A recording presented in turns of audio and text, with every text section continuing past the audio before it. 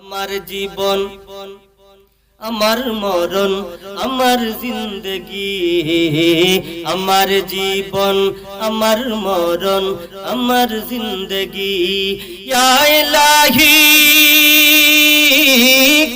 ইয়া ইলাহি কবুল করো আমার বন্দগি। আমার জীবন আমার মরণ আমার জিন্দগি, আমার জীবন আমার মরণ একমাত্র আল্লাহর হাতে, ঠিক না ঠিক? আমার নবী বলেছেন, বুখারীর হাদিস বলছি, আমার নবী বলেছেন, আল্লাহর কসম করে বলি যে আল্লাহর হাতে আমার জীবন মরণ, ওই আল্লাহর কসম করে বলি কোন মানুষ যদি একবার সূরাতুল ইখলাস তেলাওয়াত করে আমার আল্লাহ তার আমলনামার ভিতরে 10 পারা কোরআনের সব ঢুকায় দিবেন। কুল হুয়াল্লাহু আহাদ আল্লাহুস সামাদ লাম ইয়ালিদ ওয়া লাম ইউলাদ ওয়া লাম ইয়াকুল লাহু কুফুয়ান আহাদ। প্রত্যেক নারী পুরুষ এই সূরাটা পারে, এমন কোন মানুষ নাই যে মানুষেরা এই সূরা পারে না। নারীরাও এই সূরা পারে, পুরুষেরাও এই সূরা পারে, শিক্ষিতরাও এই সূরা পারে, মূর্খরাও এই সূরা পারে, ঠিক না বেটি? কিন্তু শতকরা 99% মানুষ জিজ্ঞাসা করলে দেখবেন মুরব্বীদের মধ্যে আমরা কোরআন শরীফ পড়তাম পারি না, কিন্তু সূরা ইখলাসটা মানে কুল হুয়াল্লাহর সূরাটা আমরা পড়তে পারি। এই জন্য আমি সহজ একটা সূরা, এই সূরাটার নাম কি? কুল হুয়াল্লাহর সূরা। সকলে কুল হুয়াল্লাহ বললে চিনে আর কি, কিন্তু সূরাটার নাম 4টা সূরা। সূরাটার নাম হলো 4টা। কয়টা? 1 নম্বর নাম সূরাতুল ইখলাস, 1 নম্বর নাম। 2 নম্বর নাম সূরাতুত তাওহীদ, 3 নম্বর নাম সূরাতুল মারিফা, 4 নম্বর নাম সূরাতুস সামাদ। কয়টা হলো? কয়টা শিখলাম? মনে রাখবেন তো ইনশাআল্লাহ? 1 নাম্বার সূরাতুল ইখলাস, 2 নাম্বার সূরাতুত তাওহীদ, 3 নাম্বার সূরাতুল মারিফা, 4 নাম্বার সূরাতুস সামাদ। কয়টা হলো? মনে থাকবে ইনশাআল্লাহ? কিন্তু কুল হুয়াল্লাহর সূরা বলি আর কি আমরা সকলেই এটাকে এভাবেই চিনে, পুরুষরাও চিনে, মহিলারাও। কুল হুয়াল্লাহু আহাদ আল্লাহুস সামাদ লাম ইয়ালিদ ওয়া লাম ইউলাদ ওয়া লাম ইয়াকুল লাহু কুফুয়ান আহাদ। আল্লাহু আকবার বলে 3 বার কিন্তু পড়া হয়ে গেছে। আমার নবী বলেছেন, ওই আল্লাহর কসম করে বলি যে আল্লাহ আমার জীবন মরণ ওই আল্লাহর কসম করে বলি। জীবন মরণ কার হাতে? জীবন মরণ কার হাতে? আমার জীবন কার হাতে? আমার মরণ কার হাতে? আমার জীবন আমার মরণ আমার জিন্দগি, আমার জীবন আমার মরণ আমার জিন্দগি। ইয়া ইলাহি ইয়া ইলাহি কবুল করো আমার বন্দগি। আমার জীবন আমার মরণ আমার জিন্দগি, আমার জীবন আমার মরণ একমাত্র আল্লাহর হাতে, ঠিক না ঠিক? আমার নবী বলেছেন, বুখারীর হাদিস বলছি, আমার নবী বলেছেন, আল্লাহর কসম করে বলি যে আল্লাহর হাতে আমার জীবন মরণ, ওই আল্লাহর কসম করে বলি কোন মানুষ যদি একবার সূরাতুল ইখলাস তেলাওয়াত করে আমার আল্লাহ তার আমলনামার ভিতরে 10 পারা কোরআনের সব ঢুকায় দিবেন। সুবহানাল্লাহ। আস্তে কই, আর আস্তে কই, বেটা দেখুন না লাগুন হইব। আরে আমি একজন মহিলার নারায়ে তাকবীরের ধ্বনিতে সারা বিশ্বে প্রকম্পিত হয়েছিল, ঠিক না ঠিক? মুস্কান নারায়ে তাকবীর এমন ভাবে ধ্বনি দিয়েছিল কাফের বেঈমানদের কলিজা পর্যন্ত থরথর করে কাঁপতে আরম্ভ করেছিল, ঠিক না ঠিক? আর আমরা সুবহানাল্লাহ কই থেকে মরে যাই, কিন্তু যদি হেডের মেজা লাগাই দেই অমুক ভাইয়ের মার্কা কি, উক্কা কি কয় উক্কা, গেঞ্জি মার্কা কি বেগুন, বেগুন সব বেগুন, গুণ নাই কিচ্ছু নাই, গুণে কিচ্ছু নাই। যাই হোক, যে কথাটা বলতে আমি চাই, আমার রাসূল বলেছেন কেউ যদি একবার সূরাতুল ইখলাস তেলাওয়াত করে, আমার আল্লাহ তার আমলনামায় 10 পারা কোরআনের সব ঢুকায় দিবেন। আপনারাই বলুন, তাহলে 2 বার যদি পড়ে কত পারার সব হবে? কয় পারা? 3 বার পড়লে, তাহলে 3 বার পড়া হয়ে গেছে। আমি কিন্তু আপনাদের সামনে 3 বার পড়ে ফেলেছি। কুল হুয়াল্লাহু আহাদ, আল্লাহুস সামাদ, লাম ইয়ালিদ ওয়া লাম ইউলাদ ওয়া লাম ইয়াকুল লাহু কুফুয়ান আহাদ। আল্লাহু আকবার। আমার নবী বলেছেন যদি এই সূরা সূরাতুল ইখলাস অর্থাৎ কুল হুয়াল্লাহর সূরা 10 বার তেলাওয়াত করে, আমার নবী বলেছেন আমার আল্লাহ ওই মানুষটার জন্য জান্নাতের ভিতরে একটা সুন্দর করে বিল্ডিং বানাইয়া দিবে। খুব কঠিন হবে, তাহলে কালকে থেকে শুরু করে দেব ইনশাআল্লাহ সূরা পড়া, ঠিক আছে না ইনশাআল্লাহ? হ্যাঁ, আজকে থেকে ফজর থেকে শুরু করে দেব। দৈনিক 10 বার পড়া যাবে না? পড়া যাবে কি যাবে না? আরে আমার রাসূল তো এইভাবে বলেছেন, কেউ যদি সূরাটা দৈনিক 100 বার পড়ে, কতবার? তাহলে আমার আল্লাহ 50 বছরের গুনাহ মাফ করে দিবেন। কত বছরের গুনাহ মাফ করবেন? তবে এই যদি কারো টাকা পয়সা মানে মাইরা দিয়ে থাকে, এরকম যদি হয়, কারো সম্পদ মাইরা দিছে, টাকা মাইরা দিছে, এইটা ছাড়া মানে বান্দার হক ছাড়া কেউ যদি 100 বার সূরাতুল ইখলাস পড়ে, আমার আল্লাহ তার 50 বছরের গুনাহ মাফ করে দিবেন। তাহলে বেশি একটা কঠিন হবে না কিন্তু, ঠিক আছে না? শুধু তাই নয়, তাই নয়, নবীর সাহাবী থেকে বর্ণিত, আল্লাহর নবীর সাহাবী আবু যর গিফারি রাদিয়াল্লাহু তাআলা আনহু আসতেছেন। এমন সময় নবীজির কাছে জিবরাইল হাজির হয়ে গেছে। ও নবীজি, আপনার সাহাবী আবু যর গিফারি আসতেছেন। আমার নবী জিজ্ঞাসা করেন, ও জিবরাইল, তুমি কি আবু যর গিফারিকে চিনো নাকি? শুধু আমি চিনি তাই না, সকল ফেরেশতারাই আবু যর গিফারিকে চিনে। সকল ফেরেশতারা আবু যর গিফারিকে চিনেন। কেমনে এটা? এত সম্মান কেমনে হইল? এত ইজ্জত কেমনে হইল জানতে চাই। এত সম্মান কেমনে হয়ে গেল? এত ইজ্জত আল্লাহ কেমনে দান করলো? ও জিবরাইল, জানতে চাই এত সম্মানে কিভাবে হলো? এবার জিবরাইল ডাক দিয়ে বলেন, ও নবীজি, আপনার এই সাহাবীর ভিতরে 2টা গুণ আছে গো। ও নবীজি, 2টা গুণ আছে। 1 নম্বর হইল আপনার এই সাহাবী বড় সরল সোজা, অর্থাৎ লোকটার ভিতরে কোনো অহংকার নাই, অহংকার মুক্ত মানুষ। আল্লাহু আকবার। আমাদের ভিতরে অহংকার আছে না নাই? এটা বুঝবেন কেমনে? তখনই বুঝবেন যদি আপনার আমার শরীরে রাগ উঠে, বোঝা গেল আমার ভিতরে অহংকার আছে। যদি রাগ উঠে তাহলে বুঝবেন আমার অহংকার আছে। আর রাসূল বলছেন এই মানুষটার ভিতরে অহংকার আছে। লা ইয়াদখুলুল জান্নাতা মান কানা ফি কলবিহি মিসকালু যাররাতিন মিন কিবরিন। কোন মানুষের ভিতরে যদি বিন্দু মাত্র অহংকার থাকে, সেই লোকটা জান্নাতে প্রবেশ করতে পারবে। তাহলে এই অহংকার নামক রূপটা আমাদের ভিতর থেকে দূর করতে হবে ইনশাআল্লাহ। করতে হবে কি হবে না? এটা কেমনে দূর করব? একটা সহজ আমল।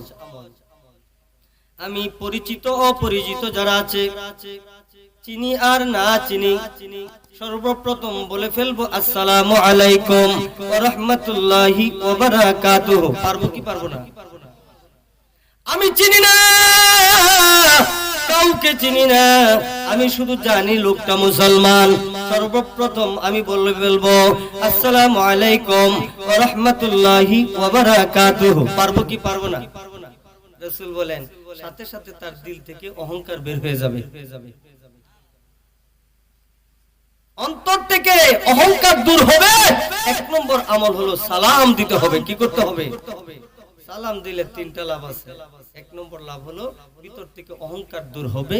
দুই নম্বর হলো একজন আরেকজনের মধ্যে মহব্বত পয়দা হবে। তিন নম্বর হলো সাথে সাথে আমার আল্লাহ আমলনামার ভিতরে নেকি ঢুকাইয়া দিবে। এজন্য আমরা সালামের প্রচলন করব, ঠিক আছে ইনশাআল্লাহ?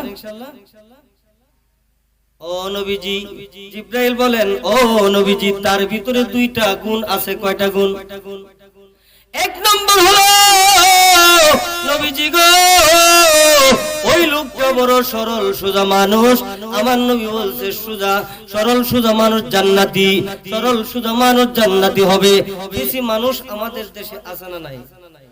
শুধু ফেসি না, ফেস লাগানির মানুষ আছে। বায়ে বায়ে ফেস লাগায়, স্বামী স্ত্রীর মধ্যে ফেস লাগায়, ভাই বোনের মধ্যে ফেস লাগায়, এরকম ফেসি মানুষ আছে না নাই? আমার নবী বলছে যে মানুষটা সরল সোজা হবে রে, এই মানুষটা জান্নাতি হবে। ও নবীজি, আপনার এই সাহাবীর ভিতরে দুইটা গুণ আছে। এক নম্বর হলো সরল সোজা, মানে অহংকার মুক্ত মানুষ। অহংকার মুক্ত। তাহলে আজকে থেকে আমাদের ভিতর থেকে অহংকার বের করে ফেলবো। রাজি আছেন ইনশাআল্লাহ? দুই নম্বর, ওগো নবীজি, ওই লোকটা বেশি পরিমাণে সূরাতুল ইখলাস তেলাওয়াত করে। সূরাতুল ইখলাস তেলাওয়াত করে। কোন সূরা? কোন সূরা? নাম কয়টা কইলাম? সূরাতুল ইখলাস, সূরাতুত তাওহীদ, সূরাতুল মারিফা, সূরাতুস সামাদ, চারটা নাম বললাম। তবে সহজে আমরা চিনি কুল হুয়াল্লাহু আহাদ, আল্লাহুস সামাদ, লাম ইয়ালিদ ওয়া লাম ইউলাদ ওয়া লাম ইয়াকুল লাহু কুফুয়ান আহাদ। আল্লাহু আকবার। তাহলে এই সূরাটা আমরা পড়বো ইনশাআল্লাহ, ঠিক আছে না? এই সূরার মহব্বত করলে আল্লাহ পাক কি আল্লাহ পাকও খুশি হয়ে যান। এমনকি রাসূল দেখতেছেন একজন মানুষ সূরাতুল ইখলাস পড়তেছে, রাসূল বললেন ওয়াজাবাত। আবু হুরায়রা রাদিয়াল্লাহু তাআলা আনহু জিজ্ঞাসা করলেন নবী আপনি কেন বললেন ওয়াজাবাত, কি ওয়াজিব হয়েছে? রাসূল বলেন এই লোকটার জন্য জান্নাত ওয়াজিব হয়েছে। কেন ওয়াজিব হয়েছে তুমি কি দেখো না? এই লোকটা সূরাতুল ইখলাস তেলাওয়াত করেছে, এই জন্য আমার আল্লাহ তার জন্য জান্নাত ওয়াজিব করে দিয়েছে। কোন সূরার কথা বলছি? কোন সূরার কথা বলছি? সূরাতুল ইখলাস। আরো অনেক মজার কথা আছে, মজার কথা। এটা হলো একবার নবীজি বসা আছেন মসজিদে, বসা এমন সময় দেখা যায় দুনিয়া অন্ধকার হয়ে গেছে। দুনিয়া অন্ধকার হয়ে গেছে, সূর্যের কোনো আলো নাই, সূর্য নির্বাপিত হয়ে গেছে, সূর্যের আলো নাই। এমন সময় জিবরাইল আগমন করলেন। ওগো নবীজি, আপনার সাহাবী মাবিয়া ইবনে মাবিয়া ইন্তেকাল করেছেন, জানাজার নামাজ আদায় করতে হবে। এত দূরে জানাজা কেমনে পড়বো? দীর্ঘ 60 মাইল দূরে কেমনে জানাজা পড়বো? ওই সময় তো চোয়ারি নাই, কোনো কিছুই নাই, বাসের ব্যবস্থা ছিল না। এখন তো অনেক সুন্দর ব্যবস্থা, সৌদি আরবের রাস্তা অনেক সুন্দর। 1 ঘন্টায় 120 কিলোমিটার বাসে যাওয়া যায়। 1 ঘন্টায় 120 কিলোমিটার। আর হাইয়েস্ট গাড়ি যদি যাইতে হয় তাহলে 1 ঘন্টায় 150 কিলোমিটার যাওয়া যায়। তাহলে খুব কাছাকাছি হয়ে গেছে, ঠিক না? নবীজি বলেন জিবরাইল রে, এত দূরে দীর্ঘ 60 মাইল দূরে কেমনে জানাজার নামাজ পড়বো? জিবরাইল ডাক দিয়ে বলেন নবী টেনশন করতে হবে না, চিন্তিত করতে হবে না, চিন্তা করতে হবে না গো নবীজি। এমন সময় দেখা যায় জিবরাইল আলাইহিস সালাতু ওয়াস সালাম নূরের পাখা দিয়া পাহাড়ে আঘাত করেছেন, পাহাড়গুলি 2 ভাগ হয়ে গেছে, জানাজা নবীর সামনে হাজির হয়ে গেছে। জানাজা হাজির, নবীজি ঘর থেকে বের হলেন, সূর্যের আলো নাই। আমার নবী বলেন, জিব্রাইল রে, সূর্যের তো আলো নাই, দুনিয়া অন্ধকার হয়ে গেছে, কারণটা কি জানতে চাই? কি কারণ, কি হলো? সূর্যের আলো নাই কেন রে? এবার জিব্রাইল ডাক দিয়ে বলেন, ওগো নবীজি, আপনার এই সাহাবীর জানাজায় আমার আল্লাহ আসমান থেকে অসংখ্য গণিত ফেরেশতা পাঠায় দিয়েছেন।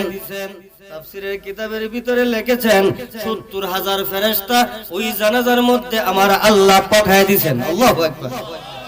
কত হাজার ফেরেশতা! এই জন্য তাদের পাখার আড়ালে সূর্য পড়ে গেছে নবীজি, এই জন্য সূর্যের আলো নির্বাপিত হয়ে গেছে। আমার নবী ডাক দেয়া বলেন, জিব্রাইল রে, জানতে চাই কোন কারণে এত সম্মান আল্লাহ দান করলেন, এত ইজ্জত কেন দান করলেন? আসমান থেকে তার জানাজায় ৭০,০০০ ফেরেশতা কেন পাঠাইলেন? এত সম্মান কিভাবে হাসিল করলেন?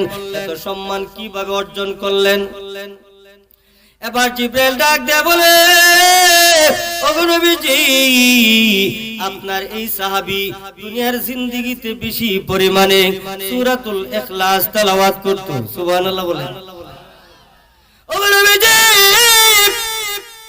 ওই সূরা বেশি পরিমাণে তেলাওয়াত করার কারণে, ওই সূরাকে মুহাব্বত করার কারণে আমার আল্লাহ খুশি হইয়া আসমান থেকে ৭০,০০০ ফেরেশতা জানাজায় পাঠাইয়া দিয়েছে। তাহলে আল্লাহ যদি ওই সাহাবীর জানাজায় ফেরেশতা পাঠাইতে পারেন, আমাদের জানাজায় ফেরেশতা পাঠানোর ক্ষমতা আল্লাহর আছে না নাই? আরো জোরে বলেন না, আছে না নাই? অবশ্যই আছে। এই জন্য আমরা সূরাতুল ইখলাস মানে কুল হুয়াল্লাহর সূরা বেশি পরিমাণে পড়ব তো ইনশাআল্লাহ। সবাই পারি না ইনশাআল্লাহ? পারি না এরকম কেউ না এখানে। কুল হুয়াল্লাহু আহাদ আল্লাহুস সামাদ লাম ইয়ালিদ ওয়া লাম ইউলাদ ওয়া লাম ইয়াকুল লাহু কুফুয়ান আহাদ। চিল্লায় বলেন আল্লাহু আকবার। আর জোরে বলেন আল্লাহু আকবার। এই সূরাটা আমি এই জন্য পড়েছি, আমার নবী যখন আপনার কালিমার দাওয়াত দিতেন। কিসের দাওয়াত? জোরে বলেন না, কিসের দাওয়াত? আমাদের দেশে কালিমার দাওয়াত আছে না নাই? হ্যাঁ, আমার নবী ওই দাওয়াতটা মানুষকে দিয়েছেন। আল্লাহ পাক কোরআনেও বলছেন, ইয়া আইয়ুহান নাসু কুলু লা ইলাহা ইল্লাল্লাহু মুহাম্মাদুর রাসূলুল্লাহ তুফলিহুন। যে সময় যে নবীর আগমন, আমার নবী বলেছে, মানুষেরা রে, তোমরা পড়ো লা ইলাহা ইল্লাল্লাহ মুহাম্মাদুর রাসূলুল্লাহ, সফল কাম হয়ে যাইবা, তোমরা সাকসেসফুল হয়ে যাইবা, সফলতা হাসিল করে ফেলবা। তোমরা যদি পড়ো লা ইলাহা ইল্লাল্লাহ মুহাম্মাদুর রাসূলুল্লাহ, কি পড়ো তোমরা? নবীজি এই কালিমার দাওয়াত দিতেন। আল্লাহ ছাড়া কোনো মাবুদ, বলেন আল্লাহ ছাড়া কোনো মাবুদ, হযরত মুহাম্মদুর রাসূলুল্লাহ সাল্লাল্লাহু আলাইহি সাল্লাম আল্লাহর এই দাওয়াতটা নবীজি দিতেন। আল্লাহ ছাড়া কোনো মাবুদ নাই, আল্লাহ এক, আল্লাহর কোনো শরীক নাই, আল্লাহ অমুকাপেক্ষী, আল্লাহর কোনো সন্তান সন্ততি নাই, আল্লাহ কারো কাছ থেকে জন্মগ্রহণ করেন নাই। এইভাবে যখন মানুষের কাছে কালিমার দাওয়াত দেয়, কিছু দুষ্ট লোক সমাজে আছে না নাই? প্রত্যেক সমাজে আছে, আমার নবীর সময়ও ছিল। ওই দুষ্ট লোকগুলি আসে আমার নবীর কাছে এসে বলে, ওগো মুহাম্মদ সাল্লাল্লাহু আলাইহি ওয়াসাল্লাম, তুমি যে কালি বলো লা ইলাহা ইল্লাল্লাহ, আল্লাহ ছাড়া কোনো মাবুদ নাই, আরে এই আল্লাহ কিসের তৈরি বলেন? নবীরে জিজ্ঞাসা করে, কোসা আল্লাহ কিসের তৈরি? তোমার আল্লাহ বাপের নাম কি? তোমার আল্লাহর সন্তানাদি কি কি আছে? এগুলো একটু বলো। আমার নবী কষ্ট পাবে কি পাবে না? জোরে বলেন, পাবে কি পাবে না? আরে আমি আরো জোরে বলেন, পাবে কি পাবে না?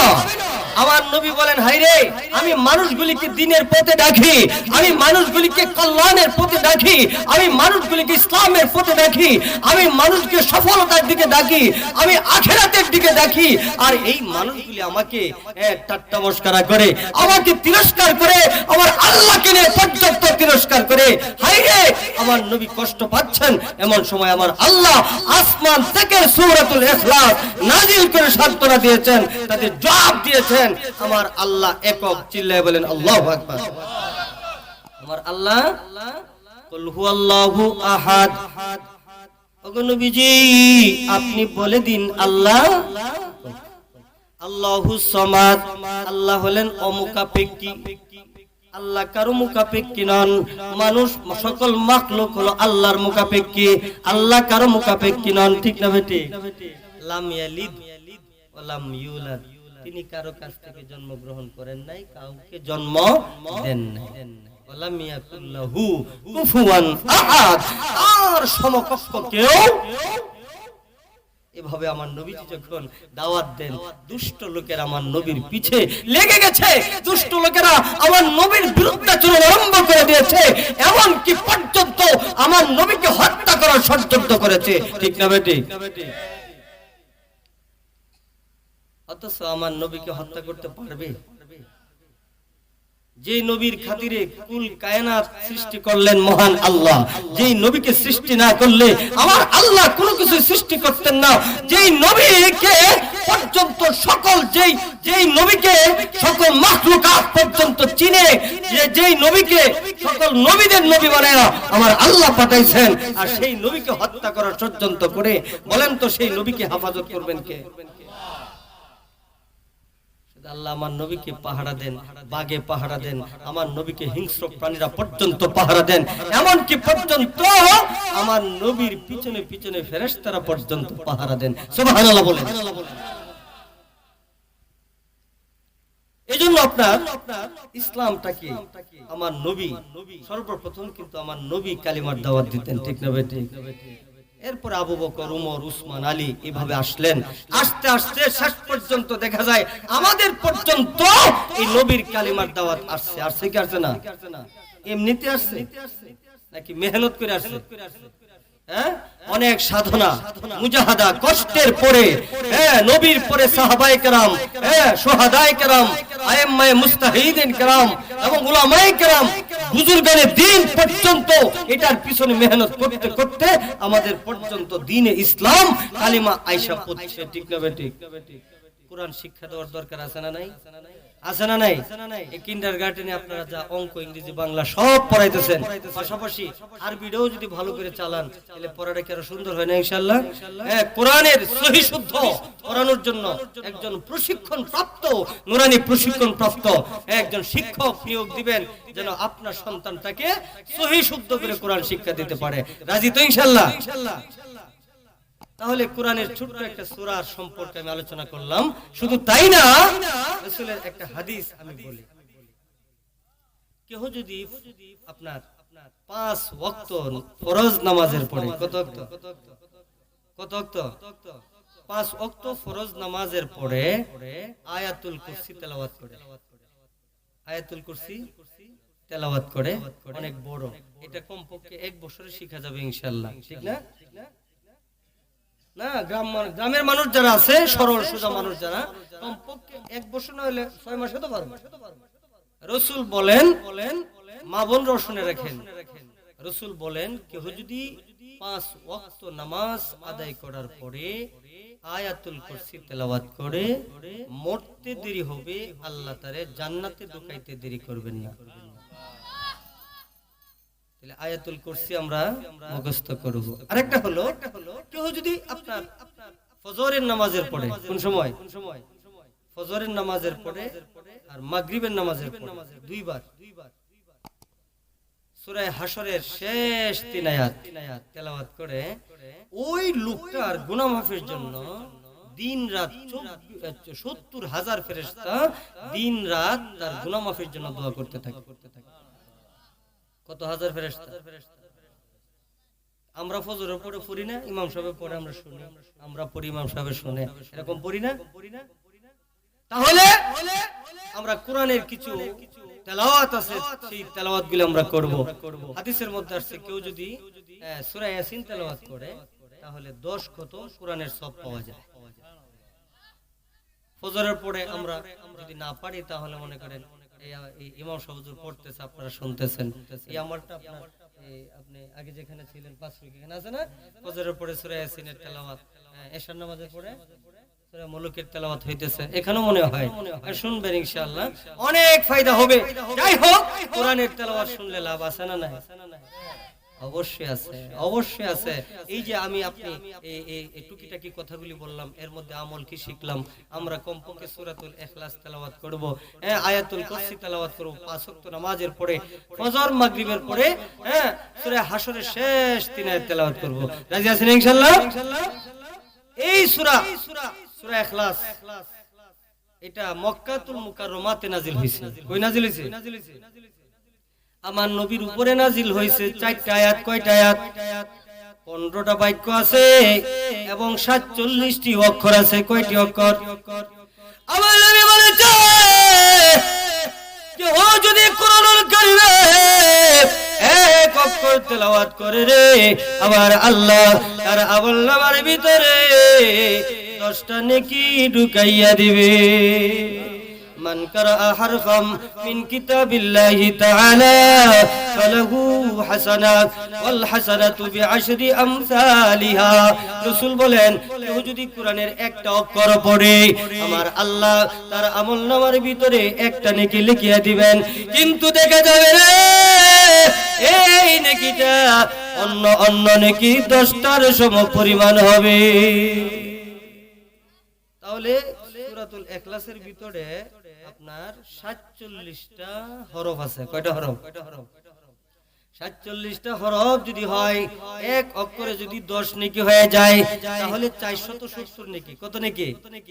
470 নেকি আপনি আমি পাওয়া যাইবো একবার শুধু সূরাতুল ইখলাস তেলাওয়াত করার কারণে।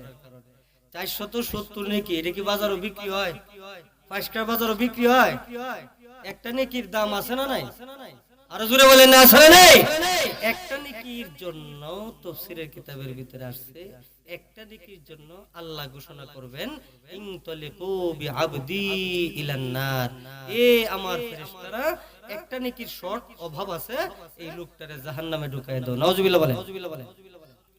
বান্দা পেরেশান হয়ে যাবে, চিন্তিত হয়ে যাবে। আল্লাহ গো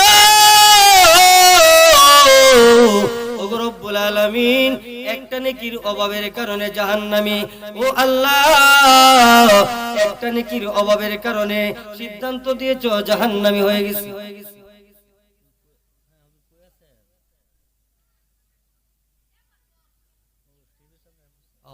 নারে তাকবীর, নারে তাকবীর। হাশিমি সাহেব হুজুরের আগমন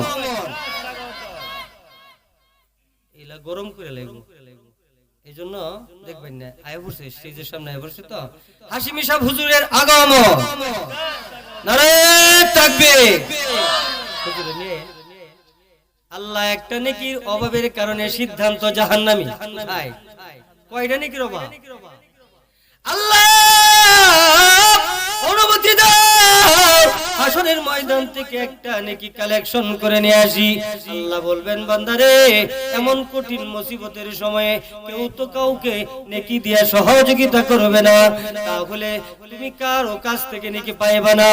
এরপর বান্দার পীড়াপিড়ির কারণে আল্লাহ অনুমতি দিবেন, বান্দারে যাও যাও যাও, হাসরের ময়দান থেকে একটা নেকি কালেকশন করে নিয়ে আসতে পারলে আমি আল্লাহ ওয়াদা দিলাম রে, এই মুহূর্তে তোমাকে আমি জান্নাত দিয়ে দেব। আল্লাহর কাছ থেকে পারমিশন নিয়া এবার তিনি হাসরের ময়দানে ঢুকে পড়বেন। আব্বার সাথে দেখা হবে। আব্বা গো, একটি নেকির অভাবের কারণে আল্লাহর সিদ্ধান্ত হয়েছে জাহান্নামে যেতে হবে, একটি নেকি আমাকে দিয়ে দেন। কে তুমি? চিনি না। সন্তান কে তুমি? চিনি না। যাও গেট আউট। এবার মার কাছে যাবে, মা গো হিসাব কিতাবের কাজ শেষ হয়ে গেছে, একটি নেকির অভাবের কারণে সিদ্ধান্ত হয়ে গেছে জাহান্নামে যেতে হবে। একটি নেকি দিয়ে দেন, কেউ কাউকে নেকি দিবে না। পাড়া প্রতিবেশীর কাছে যাবে, কেউ দিবে না।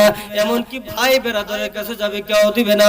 এমনকি দেখে যাবে রে, এমনকি জীবন সঙ্গিনী স্ত্রীর কাছে যাবে, ওগো স্ত্রী একটি নেকির অভাবের কারণে সিদ্ধান্ত হয়ে গেছে জাহান্নামী, একটা নেকি দিয়ে দাও, আমি জান্নাতে যাইতে পারবো। স্ত্রী বলবে আমার কি হবে, এই কথাটা আমি বলতে পারবো না, এটা ওর চলে যান, আপনাকে আমি চিনিই না, জান আপনাকে আমি চিনি না। একটি নেকির অভাব, কয়টা নেকি, কয়টা নেকি, একটি নেকির অভাবের কারণে আল্লাহর সিদ্ধান্ত আমি জাহান্নামে যেতে হবে, নেকি কেউ দিবে না। পেরেশান হইয়া দৌড়াদৌড়ি করে হাসরের ময়দানে দৌড়াদৌড়ি করতেছে পেরেশান অবস্থায়। এমন সময় একজন অপরিচিত লোকের সাথে সাক্ষাৎ হয়ে যাবে। লোকটা ডাক দিয়ে বলবে ভাই আপনার চেহারাটা মলিন দেখা যায় কেন, কি হয়েছে আপনার? এ ভাই আপনার কি হয়েছে জানতে চাই। এবার বলবে ভাই আমার একটি নেকির অভাবের কারণে আল্লাহর সিদ্ধান্ত আমি জাহান্নামী।